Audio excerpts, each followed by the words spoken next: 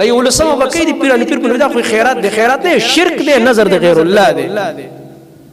سپینې خبرې واوره تا ته چا سي په بوسو کې اوبه بوتلې دي ته به ورله دا نوم ږدې چې زما نبي نه دی کړی د سره دین نه دی، زما د نبي د خط پې نشته د سره دین نه دی، زما صحابو نه دی کړی د سره دین نه دی. او ما ته الله قرآن کې ویلي دي سورې حجرات اول آیت کې یا ایها الذین آمنوا لا تقدموا بین یدی الله ورسوله، ایمان والو الله او رسول نه مخکې مزه یو څیز د الله او رسول الله او د رسول صلی الله علیه وسلم دین نه دی ګرځولی. زه څوک یم ته څوک چې ته به دین ګرځې؟ د نن زمانې مولا څوک دی مفتي څوک دی چې به دین ګرځي؟ دی به پې دستخط کوي نو به دین کېږي نه، مهر به زما د خوږ نبی لګېدلی بیا به دین. او چې زما د نبی مهر پې نه دی لګېدلی دا که په ظاهر کې ډېر ښه کارم دی اجر پې نه میلاوېږي، هسې به ځان ستړی کړي اجر نه میلاوېږي. مثال واوره دا مونځ ښه کار دی که بد کار دی؟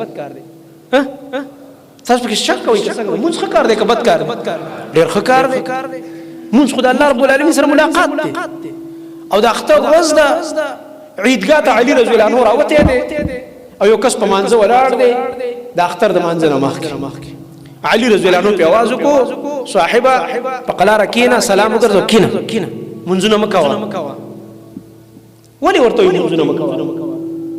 ته چې نن دا ولې خیرات خو ښه کار دی او پلانې خو ښه کار دی. دقه خبره دې سړي وکړه. علي رضی الله عنه ته ولې الله ماله ولې په مونځ باندې عذاب راکوي چې ته ما مونځ نه منې کې؟ علي رضی الله عنه ډېره ښایسته خبره کړې، دا جواب تاسو هم یاد کړئ. دې ته علمي خبرې وایي، دې ته منهجي خبرې وایي. علي رضی الله عنه ته وفرمایل الله رب العالمین تعالی په مونځ عذاب نه درکوي، د نبي په مخالفت عذاب درکوي. چې دې وخت کې زما نبي نفل ووایې دې وخت کې زما نبي نفل نه دي کړي.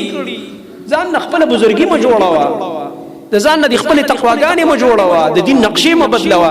زما نبي عیدګاه ته راغلی دی او ملګري صحابه راغلي تکبیرات یې ویلي دي. د مونځ په ځای تکبیرات وایه، زما نبي چې څه کړي هغه کوه. ته به مونځ هم وکړې او تا ته به الله بیا عذاب هم درکړي. ولې؟ ځکه دا مونځ زما نبي نه دی کړی دی وخت. اوس په خبره پوه شوئ که نه؟ دا د هر بدعتي جواب دی د آیات.